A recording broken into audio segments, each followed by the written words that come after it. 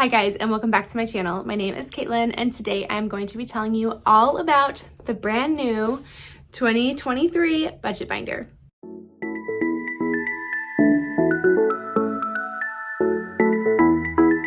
Well, if you guys are new around here, then I just want to introduce myself. My name is Caitlin, and I blog over at thesimplyorganizedhome.com. And for the past 7 years, that seems crazy, I have released a budget binder, and every year I make it just a little bit bigger. So this year, it actually has almost 300 pages that you can use to work your budget for 2023. I am going to take you and walk you through all of the different pages that you can find in there. Now, if you want to learn more about the budget binder, I'm going to leave a link down below in the description box where you can kind of go and just read a little bit more about it, see more pictures, kind of dive a little deeper into, okay, what actually is included in this. Make sure to click that link so that you guys can kind of see and learn a little bit more about it. And I will also have all of the links where you can purchase the digital. It is a printable. It is a PDF where you can go and you can purchase the PDF and then you can print it yourself. Now, if you are more of a digital person, but you still kind of like this concept, then make sure to click the link down below where I am sharing all about the digital budget template. Now, this is the 3rd year that I've released this, and this is actually what my family uses to budget every single paycheck every single month, and it's what we love, and we've used it for like 2.5 years now. Make sure to check that link out down below if you guys are interested in that. So without further ado, I'm gonna just jump over and show you all inside and what's going on with all of these pages. Okay, so we are going to just go ahead and get started. I'm going to walk you through as quickly as I can all of the different pieces that you guys will find in this year's 2023 budget binder. So you will have a few different options for covers. And then the next piece that I have in there is the how to set up piece. I highly recommend reading through this. It's got visuals so that you know which page is being talked about. And it's several pages long, but it will really give you an idea of what printables will be best for you. The next section is a how to print. So this just walks you through kind of the different settings of printing and different links as well so that you can print different pages and different sections of the binder. That way you're not printing the entire set because obviously 300 pages is a lot. I've also included just a few things if you guys want these in your binder, like budgeting tips. And then I also have Dave Ramsey's baby steps, just kind of as reminders if you ever just need that little refresher. The next page I have is just a yearly financial goals. There are 4 sections for goals on this page. You might find that you need to print more than one. You might find that one is plenty. It's really up to you as to how many goals you want to set. I think that if you have 4 financial goals and they're pretty big goals each year, then that's probably plenty to focus on. The next set that I have here in my binder is the annual budget. So this form can kind of be what you would use to just set up your whole year all in one glance. So you can list your bills here. So maybe that might be your mortgage and your utility bills, any kind of debt that you might have, insurance premiums, whatever are the bills that you pay, what you're going to pay monthly, and then what your annual total is going to be. And then on this side is going to be more like expenses. So these are going to be things that can fluctuate. So these are more fixed.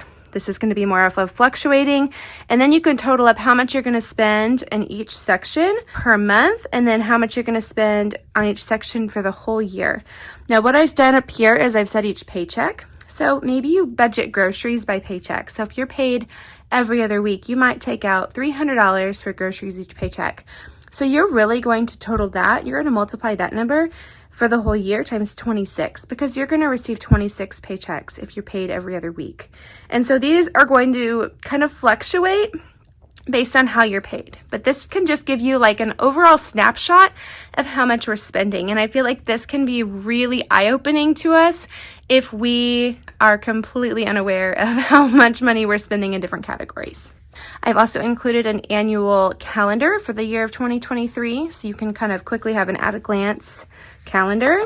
And then this is long-term financial plan. So I think that this is a great place for you to kind of jot down big things that happen throughout the year. So maybe you might have birthdays that you want to plan ahead for, or anniversaries.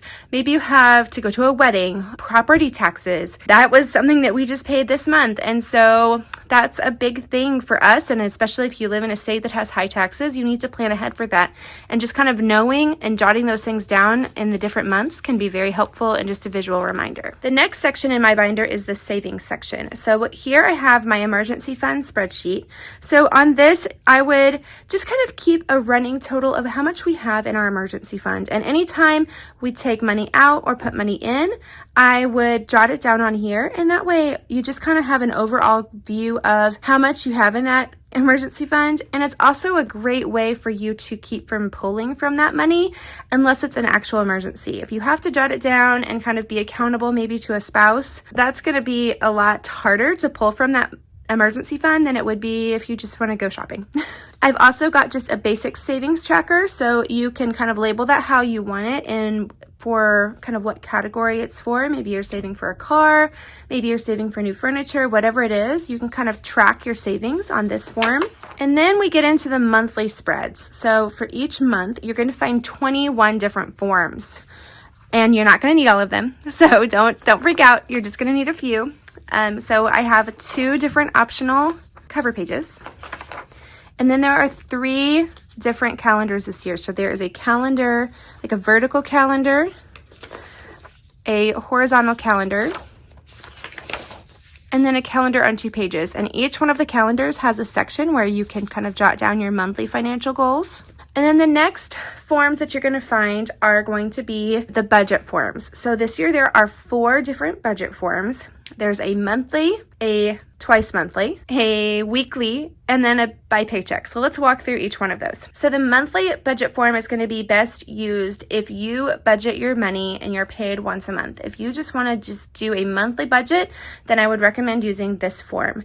You're going to have a section up here for your income.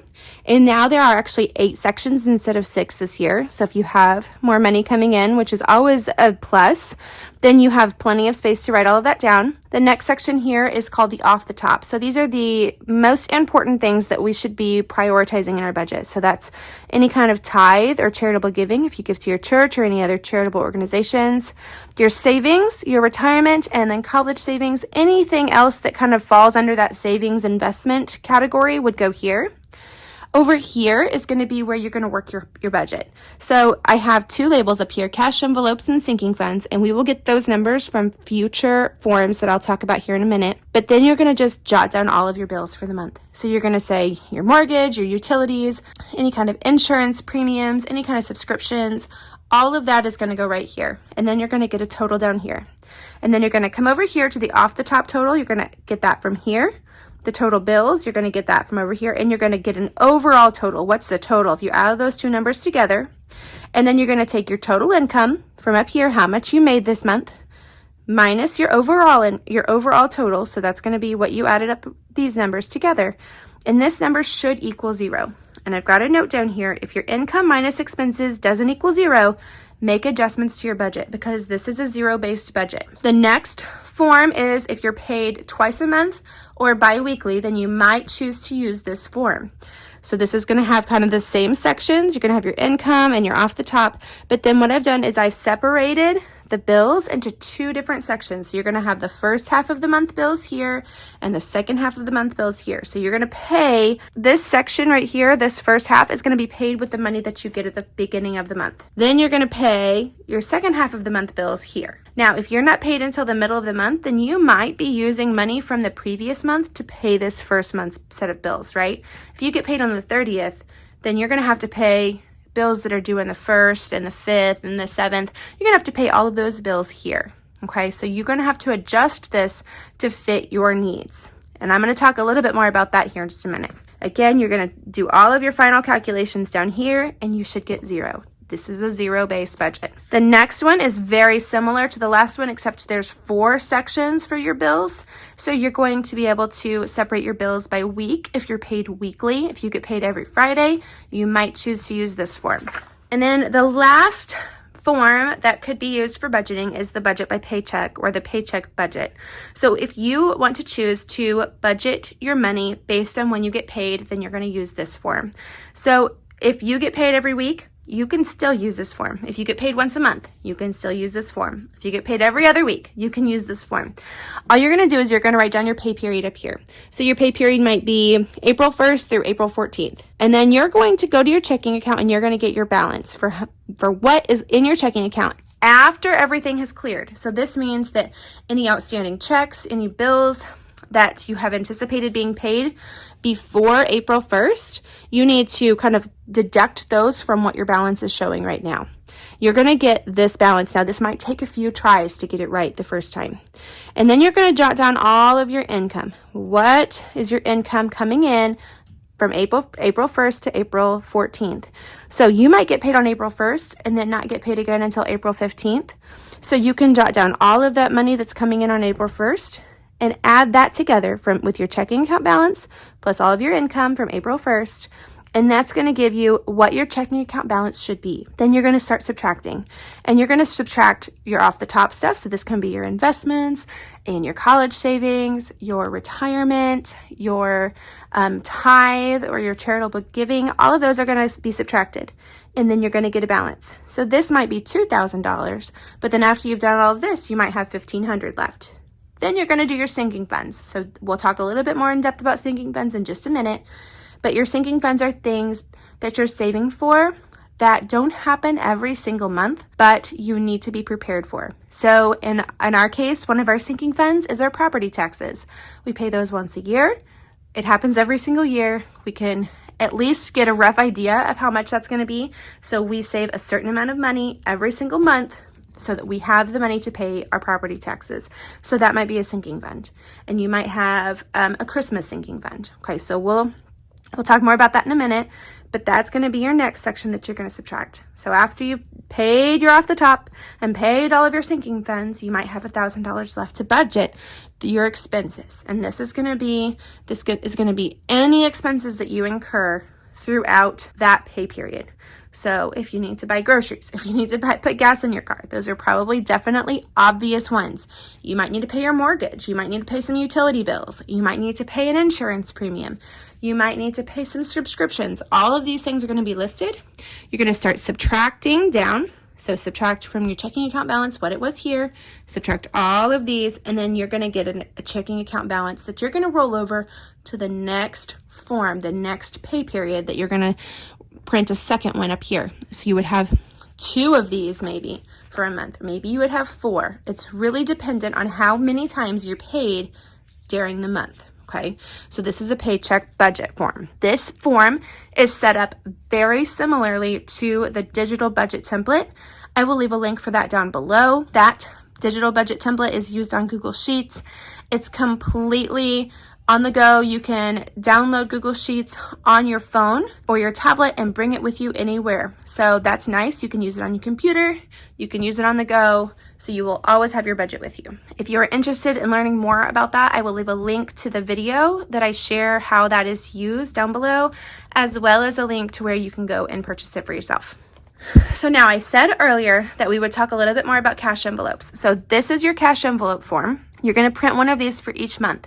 And there's actually 3 different options. So you have a full month, a 2 times if you're paid 2 times a month, and then there's a weekly. So if you're paid once a week, then you might want to print this one. And so your cash envelope form is probably going to match up to whatever form you used for your budget. Okay. So if you're paid monthly and you only want to take cash out once a month, then you're going to use this form to decide how much cash you need to take out. Your cash might be groceries and gas, personal spending, eating out, coffee, anything that you tend to go over budget on is what you're going to want to use cash envelopes for. And you're going to have a budgeted amount, what you're hoping to spend, and then you're going to have an actual amount. Because remember, when we go back to these budgets, we need to be doing a zero-based budget. So even though we might want to say that we need $500 in cash, we might only be able to do $400 because we might need to lower that because this is definitely flexible. This is not our 4 walls. This is not stuff that has to be spent. Obviously, we have to buy food. We have to put gas in our car. Beyond that, very little in here is 100% necessary for life. So again, like I said, you have a monthly, a twice monthly, and then a weekly form. Then we're getting to our sinking funds form. So again, this is where you're going to go to fill out your sinking funds. As you're deciding which forms work for you, you're going to need probably one of the budget forms, and then just one of the cash envelope forms, and then maybe the sinking fund form. And that might be enough for you to run your entire budget for the month. So our sinking fund form, you're going to have the funds section, and the funds section is going to have things that you're wanting to save for. So in my head, I'm thinking Christmas, vacation, property taxes, right? You're going to divide how many months do I have until Christmas? Well, if it's right now, you've only got a couple months. But if it's January when you're starting this, you can say, well, I've got 12 months until Christmas, and I know I want to save $1,200 for Christmas this year, but I only have $0. So you might put Christmas and then $0, and then you might say, this month I'm going to add $100 to my Christmas fund.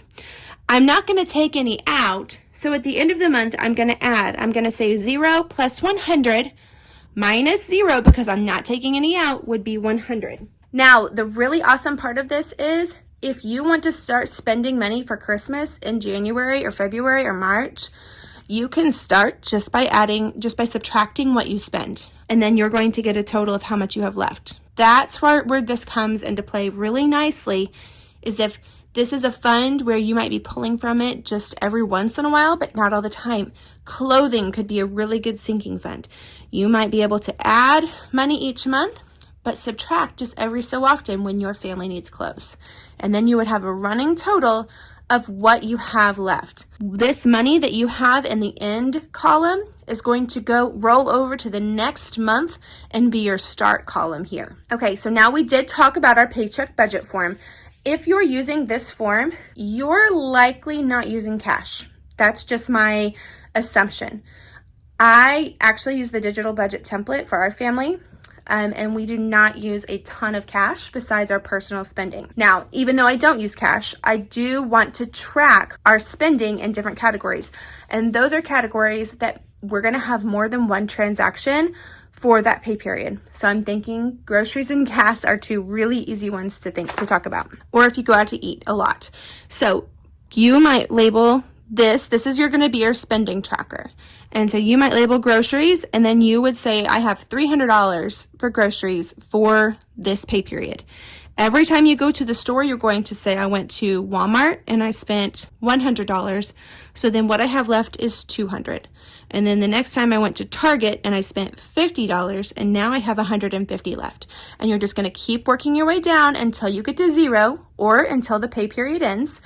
And then you're going to come back here and you're going to say, well, how much did I actually spend in groceries? And then you're going to come back over here to your paycheck budget, and under your grocery expenses, you're going to change that number to what you actually spent. So that way, your checking account balance is always correct. And you're going to do that for each thing that you're tracking. Now we're getting into a few of the extra trackers that I have for each month. This is your charitable giving tracker. So if you're giving to multiple organizations, maybe you're not giving just to your church, but maybe you're giving to some different ministries and some different nonprofits, you're going to jot all of that down here. And you're going to just say the date that it came out, who it was for, or what place you sent the money to. Did you send it via check, use your debit card or credit card? And then what was the amount? And then you're going to get a running total. And then there's also a charitable donations tracker for the year. So this tracker, you can just come in and say, well, what was my total for January? What was my total that I donated for February? And then you can get a running total, an overall total at the end of the year for all of the money that you have donated. And so this can be super helpful when it comes to tax season. The next two forms are our credit card trackers. So you might choose to track your credit card spending every month if you're using a credit card instead of cash or a debit card. You might choose to track by budget category. So this might be for groceries. Every time you go and buy groceries, you use your credit card. You would say, what credit card did I use? What was the date? What was I buying? what was the store and what was the amount, and then you can have a running total. So if you use your credit card for several different categories, you might print multiple of these sheets, and then you might choose to track your credit card spending by credit card. So if you only have one credit card and you just want to track your spending throughout the month, just so that you can reconcile and make sure everything that is on the card at the end of the month was actually you spending it, then you might choose to use this form. And so this would say, well, which budget category did it come out of? What was the date? What was I buying? What was the store? And then what was the amount? And then you can get a total at the bottom. The very last page in each month, you will have a notes section. So you can use this just to jot down anything important that month. If you need to do some budget calculations or anything like that, you've got this form to add in there. And so for each month in 2023, you will find all of these forms, and they are color coded. So each month is a specific color. And then we have the rest of our trackers. So we talked about the charitable donations tracker, and then I have several spending trackers. So this can just be really helpful if you need to track your spending in different categories. I think this can actually be super helpful for the next year. So that way you know how much you're spending. So this one is actually just left purposefully blank for you to kind of use for whatever comes up that you might need to track. You might need to track your maybe kids' expenses if they're in a sport. Maybe you want to track how much you're spending on your baby, whatever it is.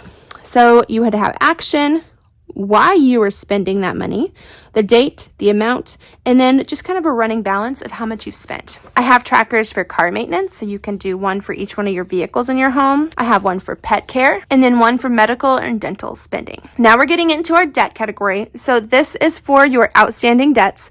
So this is a great way to track your debt payoff. So you're going to put your debts, I would put them in order from least to greatest. And then that way, as you pay off your debt, you can kind of mark it off and move on to the next one. So you're going to label your debt. What is your minimum payment each month? How much did you pay minimum during January? How much extra did you pay? And then what is your running balance? And then you can slowly see, or hopefully quickly see, your balances on your debts diminishing and going away. Now there's space for 4, so if you have more than 4 debts, then you might need to print multiple of these pages. If you choose to track your debt more like a snowball, then you might want to use this form. So this form, you can just label your debts up here. And again, I would go least to greatest.